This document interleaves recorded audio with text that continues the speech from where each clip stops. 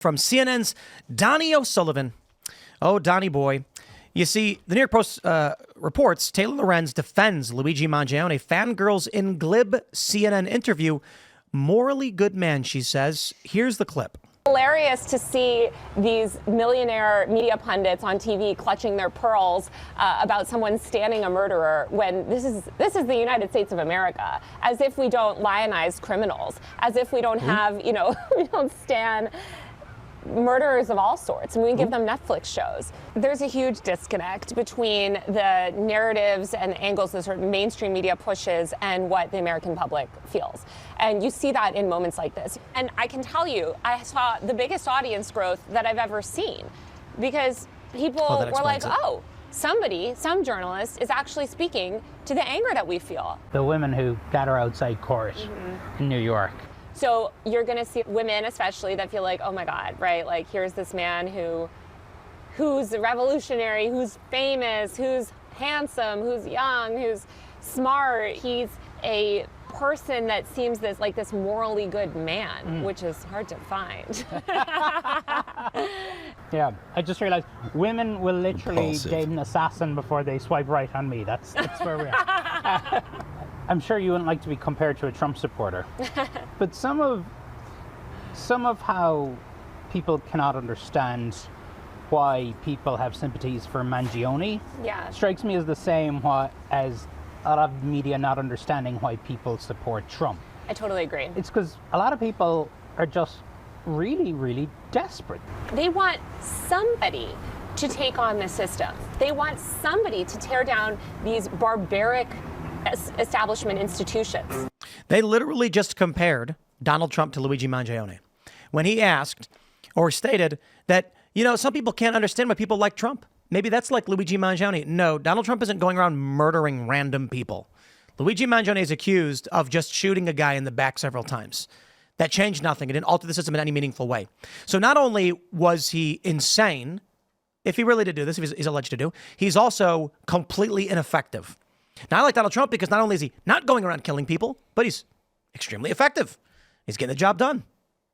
Yeah, Taylor Lorenz is giving fuel to this kind of pathology, and I'll if I can, I'll take a page out of the left and I will actually try to explain a little bit better what I think Donnie is trying to say there. By the way, can we talk about how ridiculous Donnie is dressed in the black shades and the black? What is this? Like this guy's? We're supposed to take this guy seriously, and that's how he dresses on CNN. He knows it too. He mentioned that he would, they won't swipe right on him or whatever. And Taylor Lorenz. I mean, she's obviously old enough to be Luigi Mangiane's mother. Which, I don't know, maybe she can clear that up for us if she wants to. I mean, you could check the Wayback Machine, but apparently all of her stuff has been deleted there for some strange reason. Don't know why. But what the anger at the system that is palpable out there is real. It's 100% real. And one of the reasons for that is because the Gini coefficient in the United States is so off. And what they're talking about is kind of like the original, Tim, you might know something about this, the original Occupy Wall Street protests, where it was talking about the fact that the 1% in this country has gotten so incredibly wealthy off the backs of the middle class, off the backs of the working class, off of globalism, which President Trump is talking about with the tariffs and all of these things, which they're attempting to try to rectify. And the issue is, so people can see these huge disparities in our society, which are real. It's just real. It's just true. And there's two paths here, right? So the Trump path is, hey, you know what? You're right. Globalists have been absolutely screwing over the working class and middle class in this country. We agree, as a matter of fact, which I know is probably not like a conservative thing to say, but it's just factual. So rather than destroy the country, what if we lift the ground? What if we actually lift people up into better working class conditions, better towns, better streets, better villages, better jobs, etc.? That's the populist right.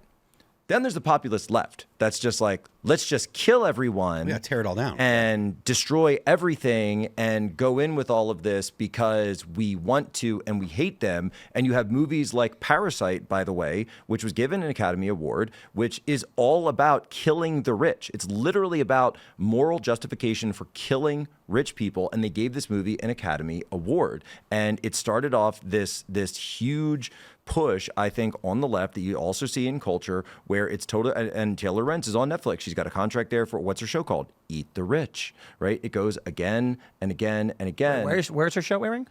I believe she has a thing on Netflix called Eat the Rich. So there's one of the top films the other day. She's in the one where it's called Eat the Rich. There's one called Bad Influencers. Yeah, this is the older one, the GameStop one. When you so you go on Netflix and you go to the top films or whatever, and Bad Influencers, the dark side of kidfluencing, the moment you highlight it, Taylor Lorenz pops up and starts talking.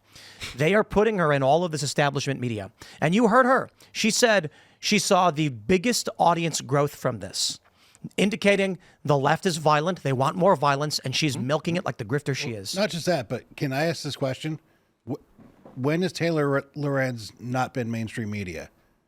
She's pointing this out that, oh, hey, I'm not this, but I'm seeing this growth because of this, because, finally a journalist is.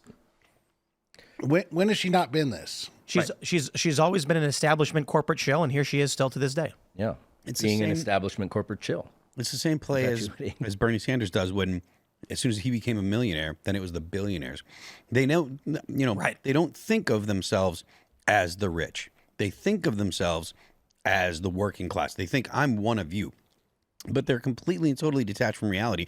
And that's why the Democrats are unpopular nowadays. That's why they've had such a massive problem with the middle class and with the working class. Because the working class realized that the Democrats were the party of the very, very rich and the completely dependent. Did you see the video of Bernie Sanders, by the way, that somebody put on X where Coachella? It was no, it was like 30 different frames of Bernie talking throughout the past 50 years. And he's been the exact same person in every one of these frames for 30 years. He hasn't changed one bit. So Bernie, to me, millionaires and billionaires to just billionaires. To me, it seems like Bernie at the time, and certainly we saw this in 2016, it was a version of controlled opposition.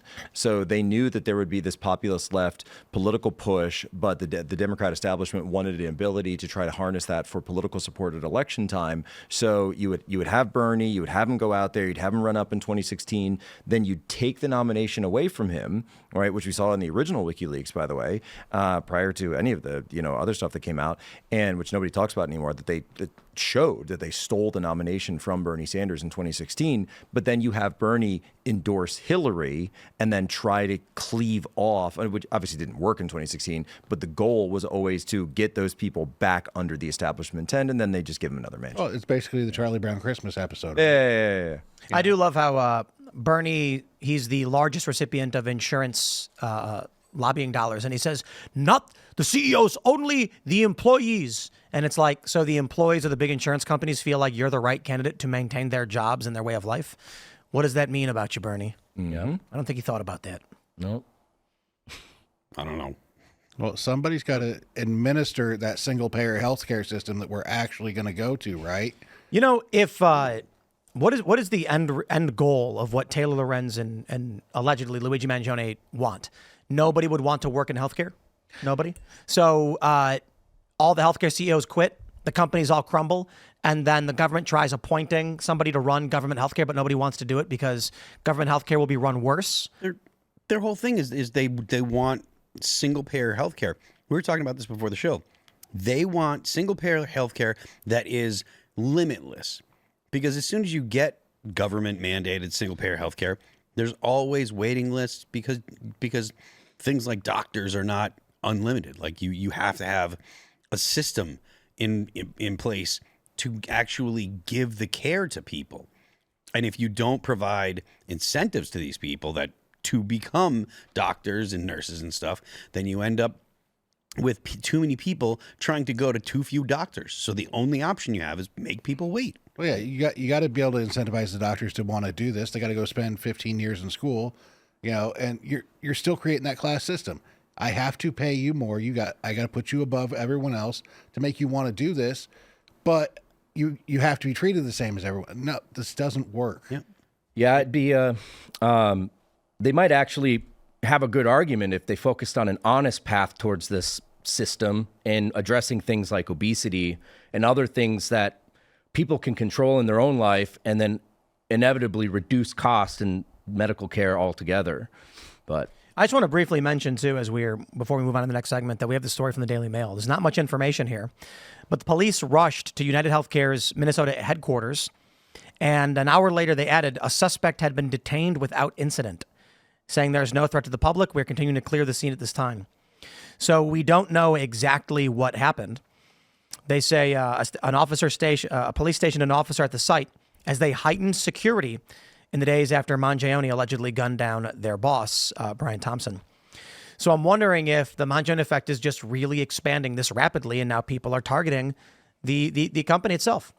And this is what the left is going to do. You're going to want to get copycats. People are going to say, I want to be the next Luigi, or people who say, I want to follow in Luigi's footsteps. So you're going to get a, rally around the leader effect. You're going to get a bandwagon effect. More people are going to want to do this. And then they're going to find out that, oh, by the way, Taylor Lorenz is going to go on Netflix and go on CNN and talk about how great I am. And then I'm going to be a hero.